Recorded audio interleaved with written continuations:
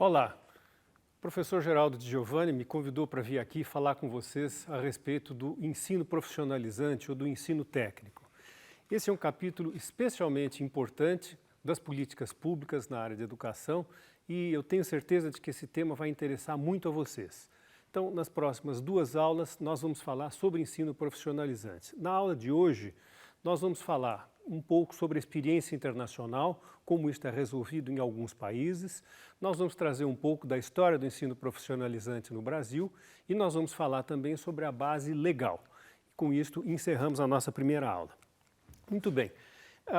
O ensino profissionalizante, em alguns países que eu selecionei, é tratado de maneira um pouco diferente, né? Variando de um lugar para outro, variando de acordo com a história de cada país, variando de acordo com as circunstâncias políticas, culturais, enfim, ideológicas e, enfim, com toda a tradição de cada país. No caso da Holanda, foi um exemplo que eu selecionei, que é muito semelhante à situação da Alemanha. As crianças fazem o ensino fundamental, o ensino primário, e ao final do fundamental, isto é, aos 12 anos de idade, a criança presta um exame, a criança faz um exame. Com base no resultado deste exame, não é uma prova vocacional, não é uma prova de aptidões para delinear perfil, é uma prova de avaliação. Com base nesta nota, a criança é dirigida para um ensino que é preparatório para o ensino superior, para o ensino acadêmico, ou então ela vai para um secundário profissionalizante, que depois até permite que o aluno mais velho um pouco, que ao encerrar então este ensino médio, que ele se encaminhe para o ensino de nível superior, também profissionalizante. Mas esse destino é selado quando o aluno tem 12 anos de idade por uma prova. Há muita pressão dos pais, de modo que atualmente há um debate importante na Holanda no sentido de que também seja incorporada a visão dos professores e para que haja um certo debate e não fique apenas restrito à questão da nota. Na França é um sistema mais ou menos semelhante. Ele acontece um pouquinho depois, é quando a criança tem 14 anos, e o processo de avaliação é um pouco mais complexo. Quer dizer, não é só a questão da nota que ele tira na prova, mas é uma questão do currículo, do desempenho escolar, das aptidões. Há uma avaliação que é feita pelo conjunto de professores, há um debate com os pais. Evidentemente, é um processo com uma certa tensão, porque também isto aqui vai, de alguma maneira, determinar qual é o caminho, qual é o percurso que a criança vai seguir e, portanto, depois que percurso profissional, que formação profissional isto vai acabar levando.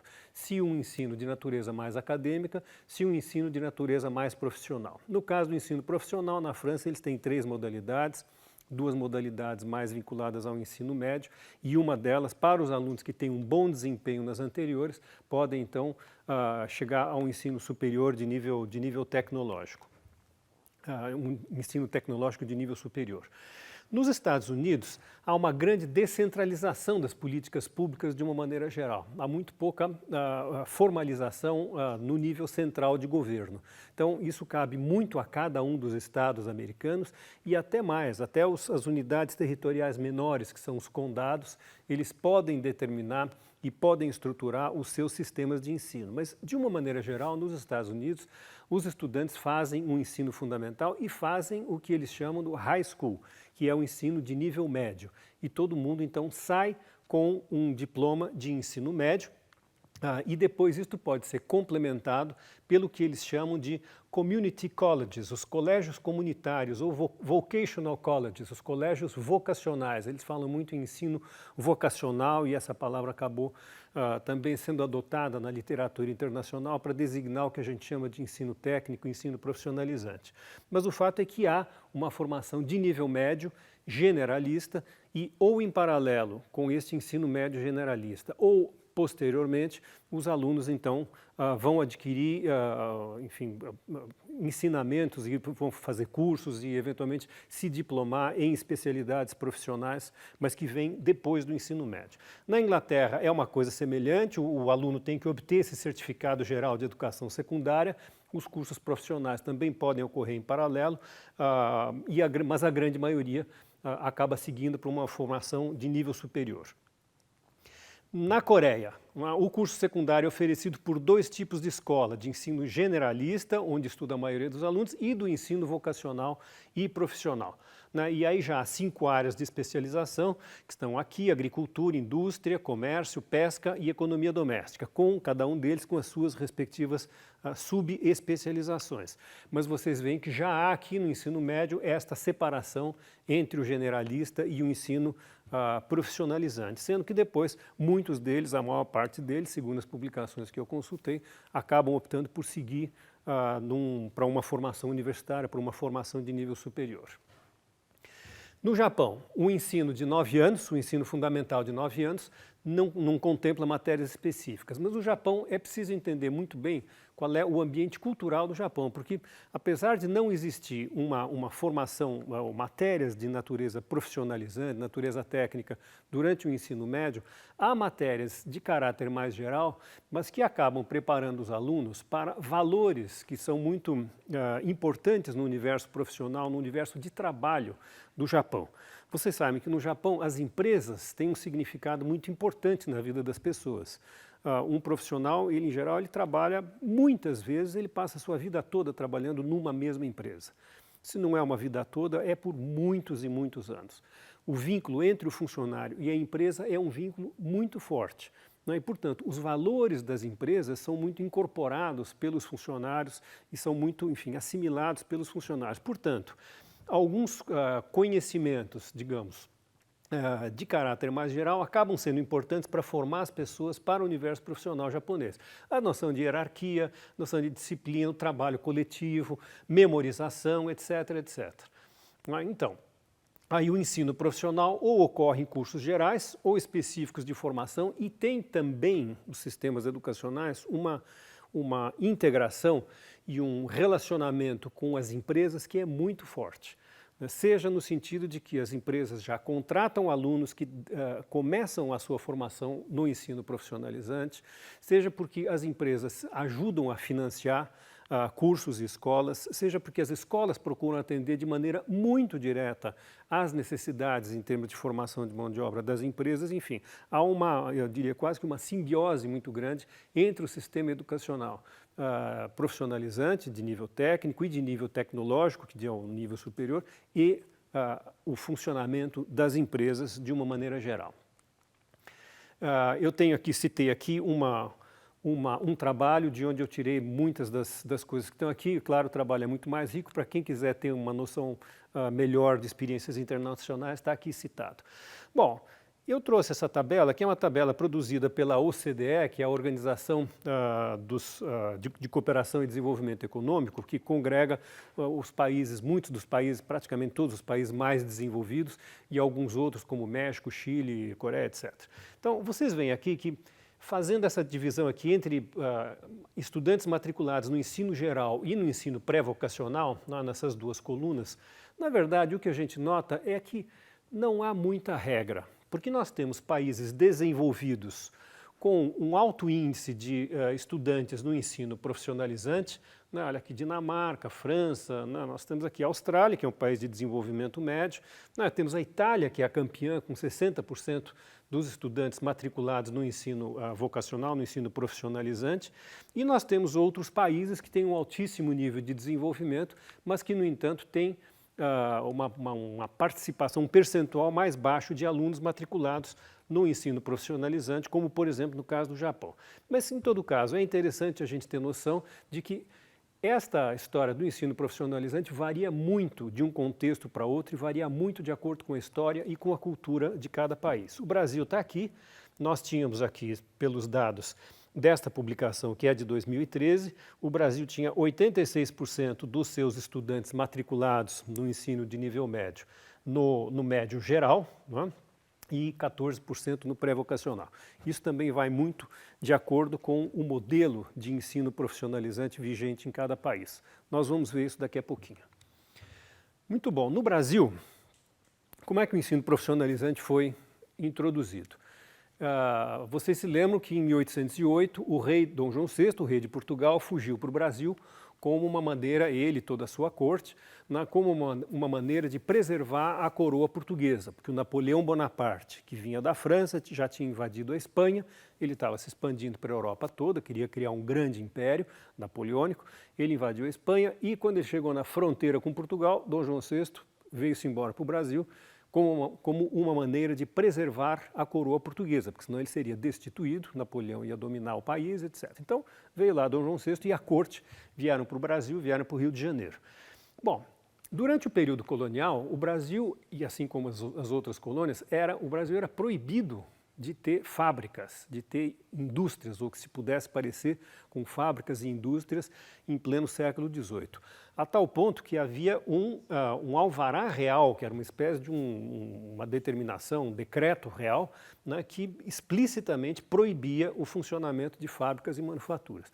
Quando Dom João VI chegou aqui, aí como é que ia fazer? Quer dizer, também importar tudo era meio complicado, apesar da pressão dos ingleses, que eram os grandes aliados da coroa portuguesa nesse processo de fuga e que que exigiram a abertura dos portos para que o Brasil pudesse comprar produtos ingleses, mas isso não era suficiente para abastecer as necessidades aqui do país e agora com a família real presente. Então, este alvará foi suprimido e, com isto, Dom João VI então cria o Colégio das Fábricas, porque daí então precisava...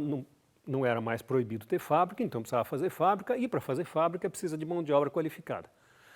Então vieram alguns mestres, artífices, artesãos, etc., de Portugal e de outros países, mas basicamente precisava qualificar a mão de obra para trabalhar nas fábricas. Cria-se então o Colégio das Fábricas no Rio de Janeiro. Quase um século depois, o Nilo Peçanha, que acabou virando presidente da República, mas aqui ele era presidente do estado do Rio de Janeiro, ele começa o ensino técnico no Rio de Janeiro e cria as quatro primeiras escolas profissionais do Rio de Janeiro. Em 1909, o Nilo Peçanha já era presidente da República e ele cria, então, vejam só, sob a jurisdição do Ministério dos Negócios da Agricultura, Indústria e Comércio, e não no Ministério da Educação, da Cultura ou coisa do tipo, ele cria 19 escolas de aprendizes artífices. Este nome vai sobreviver por um bom tempo, destinadas ao ensino profissional, primário e gratuito. Tá?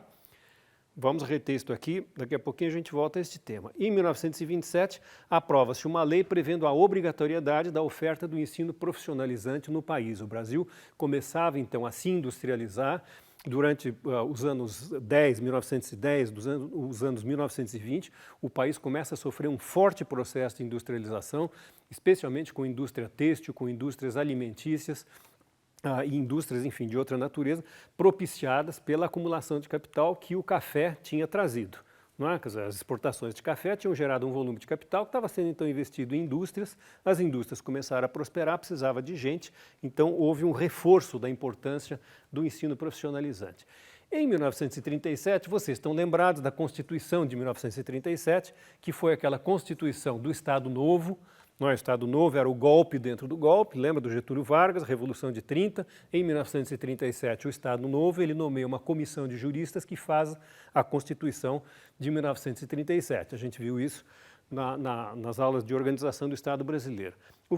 Vejam só que interessante. O que dizia lá? Artigo 129 da Constituição. O ensino pré-vocacional e profissional destinado às classes menos favorecidas em matéria de educação, o primeiro dever do Estado. Então, vocês vejam aqui esta tensão, quer dizer, esses dois elementos, esta não é oposição, mas esses dois elementos de força. O ensino profissionalizante destinado às classes menos favorecidas.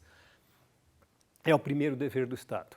Quer dizer, então, há uma forte necessidade de que o ensino seja provido e que ele seja suportado pelo Estado, mas ele é destinado às classes menos favorecidas. Este estigma acaba percorrendo o ensino profissionalizante no Brasil durante muitos anos, possivelmente até hoje, com algumas nuances sobre as quais a gente vai falar. Em 41 há uma reforma grande, promovida pelo ministro Gustavo Capanema, e o ensino profissionalizante é considerado de nível médio. Isso aqui é muito importante.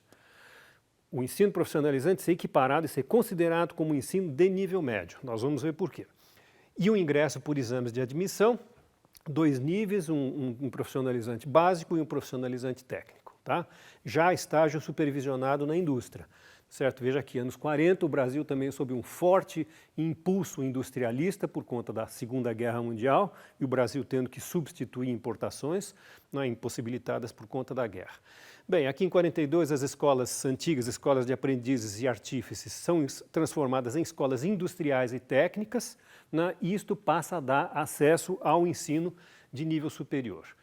56, plano de metas do JK. Também vimos o plano de metas naquelas experiências de planejamento. O plano de metas tinha 31 metas.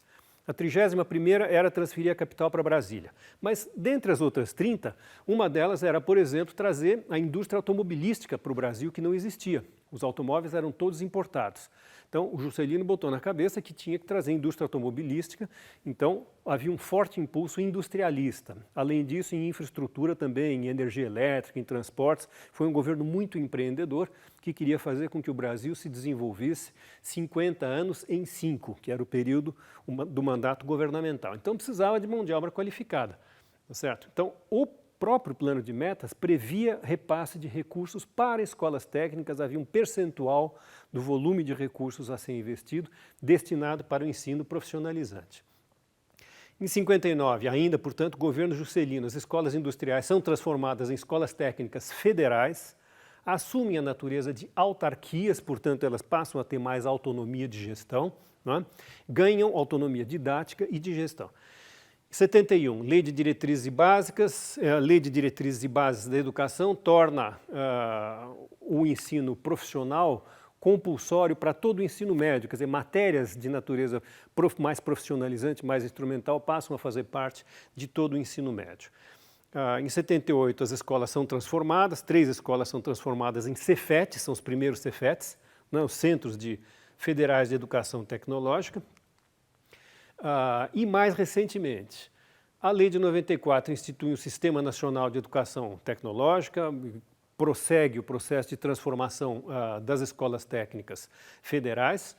Em 96, né, vocês estão lembrados da década de 90, que foi a década de estruturação das políticas públicas após a Constituição de 88. Em 96, nós já falamos da Lei 9394, que é a nova Lei de Diretrizes e Bases. Ela cria um capítulo específico para a educação profissionalizante, pela primeira vez na história. Então, ela passa a ter uma identidade, passa a ser tratada com um grau de importância, ser reconhecido um grau de importância muito grande. Em 97, é publicado esse decreto, que é um decreto extremamente importante. Isso aqui é um marco, porque ele foi muito polêmico nas políticas educacionais envolvendo a questão do ensino profissionalizante. Por quê? Porque este decreto de 97, ele, dentre outras providências, mas muito basicamente, ele promove a separação entre o ensino médio regular, generalista, que eles chamam de propedêutico na época, e o ensino profissionalizante, o ensino técnico. Então, o ensino técnico deixa de ser equivalente ao ensino médio. Um estudante que faz o ensino técnico, ele, ao final, ele não tem o diploma do ensino médio. Ele pode fazer os dois em concomitância, mas são duas coisas distintas. Então, ele pode fazer só o profissionalizante, ele vai obter certificados, inclusive certificados nas várias etapas do processo de formação, mas isto não é um ensino, não é equivalente ao ensino médio. Isto cria a base legal para a implantação de um programa de fortalecimento do ensino profissionalizante chamado PROEP. Era um programa financiado pelo BID, o Banco Interamericano de Desenvolvimento. O BID entrou com 250 milhões de dólares na época, e o Ministério da Educação entrou com 125 milhões de dólares e o Ministério do Trabalho entrou com mais 125 milhões. Então, era uma parceria, BID, era um dinheiro, um recurso financiado, o Brasil teve que pagar, aliás, deve estar pagando até hoje. Então, dinheiro do BID, dinheiro do Ministério da Educação e do Ministério do Trabalho, tá? Para financiar um programa de expansão do ensino profissionalizante calcado nesta separação. Por que a separação? Por várias razões, e na época o que se dizia é que havia muitos alunos que iam para as escolas técnicas, as escolas profissionalizantes, que tinham um ensino de melhor qualidade, muitas vezes com período integral, com laboratórios, bibliotecas, etc. Mas, na verdade, o que esses alunos iam fazer ao concluir o ensino era se preparar para a universidade acadêmica, enfim, do ensino generalista, para ser engenheiro, advogado, médico, enfim, cientista social, etc, etc. Então, pegava este tipo de colegial que era proporcionado, de ensino médio, que era proporcionado pelas escolas técnicas, para, na verdade, seguir uma carreira universitária.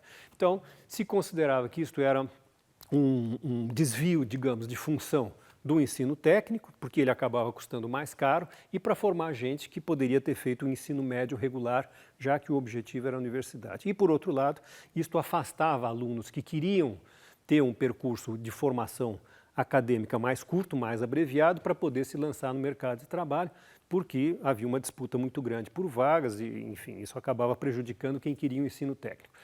Enormes discussões, uma polêmica muito grande, a tal ponto que em 2003, este decreto, em 2004, esse decreto anterior foi suprimido, foi revogado, e ele foi substituído por um outro, em 2004, que restabelece o vínculo entre o ensino técnico e o ensino geral. Quer dizer, claro, eles têm identidades próprias, mas quem está fazendo o ensino técnico está fazendo o ensino de nível médio, e esta concepção prevalece até hoje.